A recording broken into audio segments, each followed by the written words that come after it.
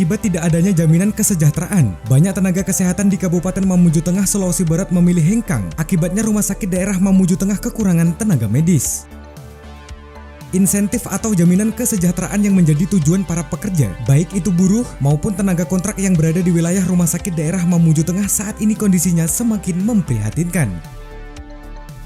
Minimnya jaminan kesejahteraan membuat tenaga kesehatan, baik dokter spesialis, perawat maupun bidan yang selama ini mencapai angka kurang lebih 500 tenaga kesehatan, kini tersisa di angka 300-an. Menanggapi hal tersebut, Direktur Rumah Sakit Daerah Mamuju Tengah Dr. Patun Rengi mengaku kondisi saat ini perlu segera disikapi oleh pemerintah daerah agar perawat-perawat yang bekerja di rumah sakit dapat bertahan. Dr. Patun Rengi menyebutkan, saat ini yang masih menjadi kendala di wilayah Mateng terutama di kesehatan terkait upah yang belum berdasarkan profesi melainkan masih berdasarkan tingkat pendidikan. Terkait dengan sudah mulai berkurangnya tenaga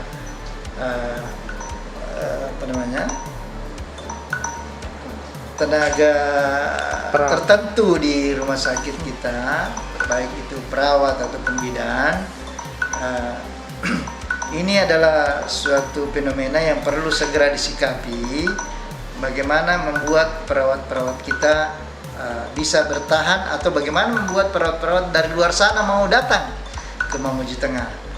Satu hal yang masih menjadi kendala adalah memang sistem penggajian tenaga kontrak di Mamuju Tengah, khusus tenaga kesehatan itu belum berdasarkan profesi, masih berdasarkan tingkat pendidikan SMA, D3 ataupun S1, atau sama dengan pendidikan lain, sama dengan profesi lain.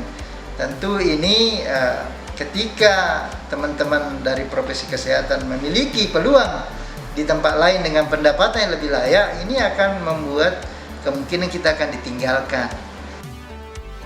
Sementara Rukman, selaku anggota DPRD Mamuju Tengah, meminta pemerintah untuk berpikir agar tenaga kesehatan di wilayah Mamuju Tengah tidak semakin berkurang, karena rumah sakitlah satu-satunya harapan warga Mamuju Tengah untuk berobat.